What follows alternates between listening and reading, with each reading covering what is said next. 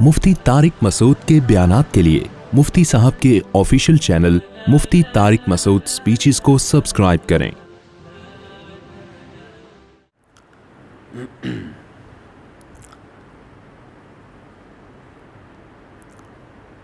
اللہ تعالیٰ نے سیدھا راستہ دکھانے کے لیے جو کتاب دی جسے قرآن کہا جاتا ہے، اس کے بارے میں اللہ نے فرمایا قُلْ فَأْتُوا بِكِتَابٍ مِّنْ عِندِ اللَّهِ هُوَ أَهْدَىٰ مِنْهُ مَا أَتَّبِعُهُ إِن كُنتُمْ صَادِقِينَ۔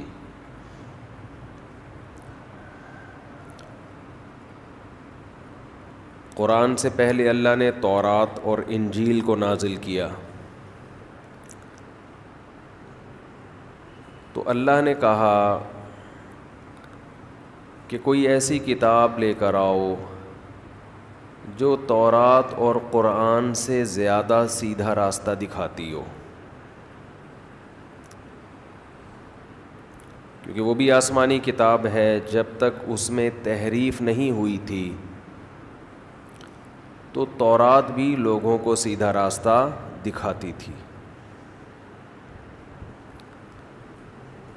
قرآن نے ہی یہ دعویٰ کیا یحرفون الکلم عن مواضعہ،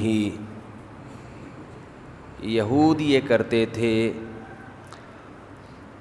کہ تورات کے کلام کو اس کے اصل معنی سے ہٹا دیا کرتے تھے،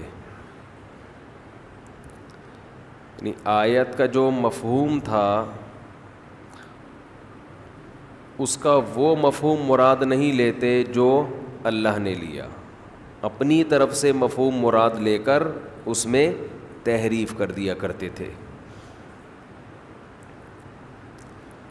اس سے ہمیں یہ بات معلوم ہوئی کہ ایک ایسا شخص جو کتاب اللہ کو جانتا ہے وہ تفسیر کے نام پہ لوگوں کو بیوقوف بنا سکتا ہے۔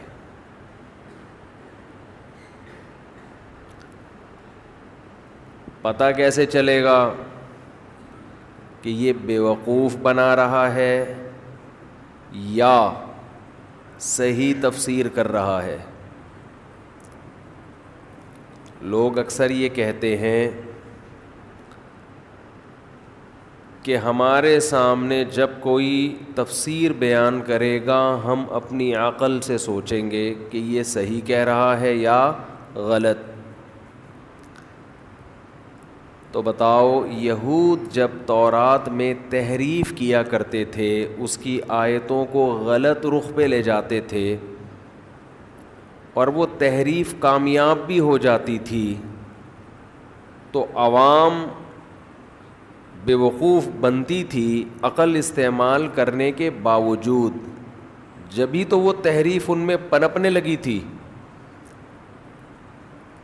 پڑھا لکھا آدمی، اس کو اللہ نے یہ طاقت دی ہوتی ہے کہ وہ بات کو گھما سکتا ہے۔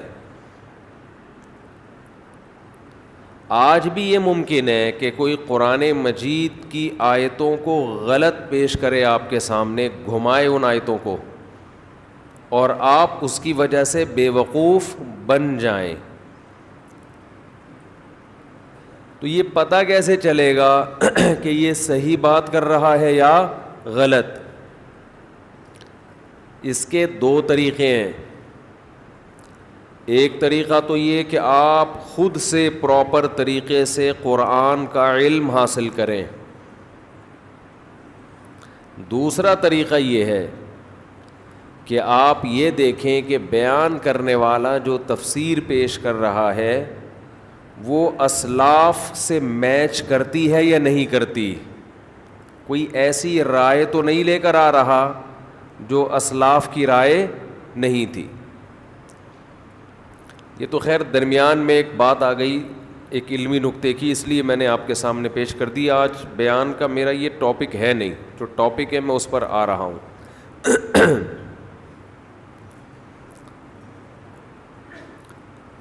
تو قرآن اصل میں یہ دعویٰ کر رہا ہے کہ موسیٰ کے زمانے میں تورات اور محمد صلی اللہ علیہ وسلم کے زمانے میں، زمانے سے مراد نبی کا زمانہ تو قیامت تک ہے، قرآن سے پتہ چلتا ہے، ان کے علاوہ کوئی دنیاوی کتاب ایسی نہیں ہے جو انسان کو اس سے بھی زیادہ اچھا سیدھا راستہ دکھائے،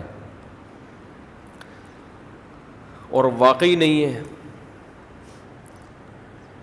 یہ بات تو میں بار بار بتاتا رہتا ہوں آپ کو، فزکس کی کتابوں میں فزکس کے اصول ملیں گے، میتھ کی کتابوں میں میتھ کے اصول ملیں گے، سائنس کی کتابوں میں سائنس ملے گی، لیکن آپ کو سیدھا راستہ وہ صرف کہاں ملے گا؟ قرآن میں، وہ کسی کتاب میں نہیں ملے گا۔ اگر ملے گا تو قرآن سے اچھا نہیں ملے گا، یہ قرآن کا دعویٰ ہے۔ اب ہم چونکہ قرآن کو مانتے ہیں، اس لیے ہمیں سیدھے راستے کو سمجھنے کے لیے وہ تمام باتوں کو فالو کرنا پڑے گا جو قرآن نے سیدھے راستے پہ چلنے والوں کے لیے بتائی ہیں، جو چلنا چاہتے ہیں۔ مختلف مقامات پر اللہ نے سیدھے راستے پہ چلنے والوں کی مختلف علامتیں بتائی ہیں، مختلف انداز سے، جن پر بیانات بھی بہت دفعہ ہو چکے ہیں۔ آج جو میں نے آیت پڑھی اس میں بھی اللہ تعالیٰ نے ان لوگوں کی صفات بیان کی ہیں جو اپنے آپ کو بیچ کے جنت خرید لیتے ہیں۔ بھائی ویڈیو نہ بنائیں، یہ لکھا ہوا ہے نا، سیدھے راستے پہ چلنے والوں کی ایک علامت یہ ہے کہ ایک دفعہ ان کو بتایا جائے تو بات سمجھ میں آ جاتی ہے۔ دیکھیں لکھا ہوا ہے کہ ویڈیو نہ بنائیں، پھر بھی بنا رہے ہوتے ہیں لوگ، جبکہ دیکھ بھی رہے ہیں۔ تو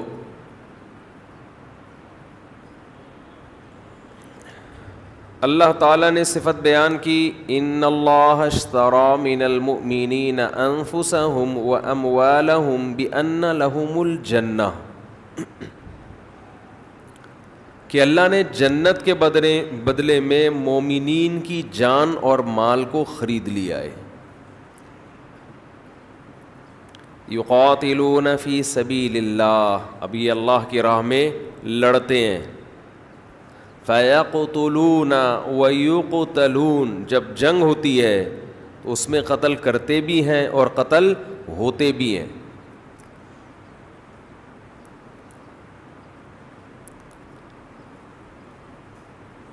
وعدن علیہ حقا فی التوراۃ والانجیل والقرآن، اللہ کہتے ہیں یہ جو مجاہدین ہیں ان سے میں نے جنت کا وعدہ تورات میں بھی کیا، انجیل میں بھی کیا اور قرآن میں بھی کیا۔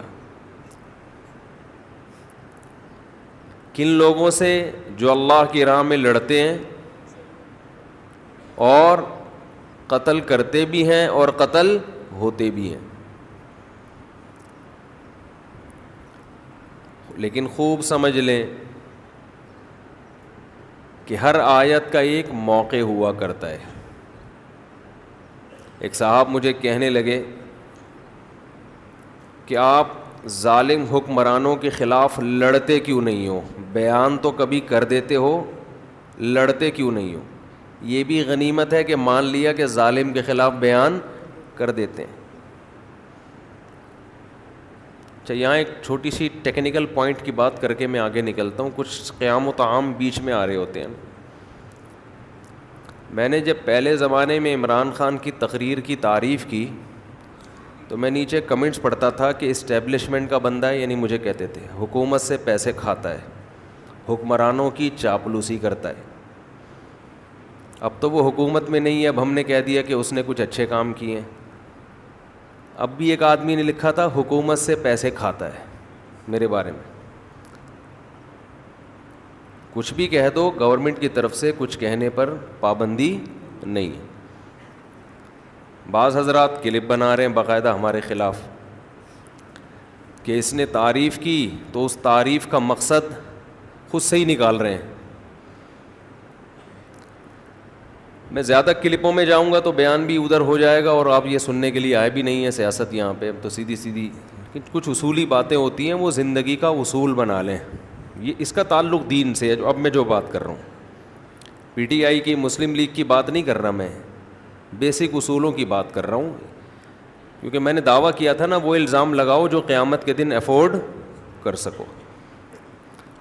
ہم نے مخالفین پر کوئی الزام میں نے لگایا ہی نہیں.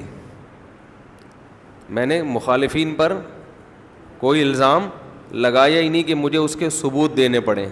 تو مخالفت جب کسی کی کرو تو اتنی کرو جتنی افورڈ کر سکو. سمجھتے ہو نا؟ ایک آدمی کسی دوسرے کے بچے کو چرسی کہہ رہا ہے اور دلائل دے رہا ہے کہ اس کی جیب سے چرس کی اس دن پڑیاں نکلی تھی. اب جب اس پہ اشکال کیا جاتا ہے کہ تیرے اپنے بچے کی جیب سے تو ہیروئن کی پڑیاں نکلی تھی, تیرے اپنے بچے کی جیب سے کیا نکلی تھی؟ ہیروئن کی پڑیاں نکلی تھی.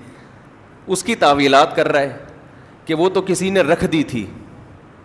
تو بھائی پھر وہاں بھی تعویل کر لو, ہو سکتا ہے وہ چرس بھی کسی نے رکھ دی ہو بدنام کرنے کے لیے.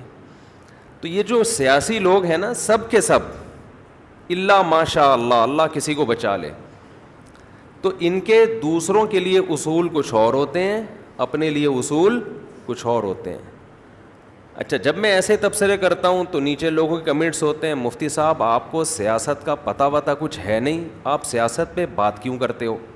سمجھتے ہیں نا؟ تو ہم اتنی بات کرتے ہیں جتنی افورڈ کر سکیں.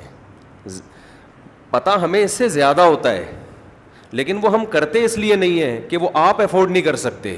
سمجھ رہے ہیں نا؟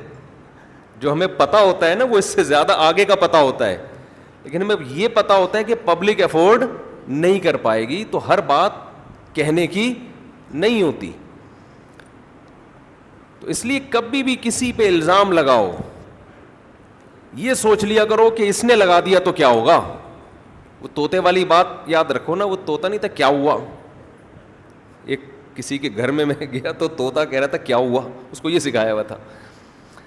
دوسرا, علماء کا ایسا میسج دنیا کے سامنے کبھی نہیں جانا چاہیے کہ اگر کوئی داڑھی والا نبی کی بات کرے واہ واہ, بغیر داڑھی والا کرے تو ہم اس کو غلط قرار دیں. اس سے جو لبرل لوگ ہیں نا, ان کی نظر میں یہ میسج جاتا ہے کہ یہ لوگ صرف داڑھی والوں کو دین کا ٹھیکیدار سمجھتے ہیں.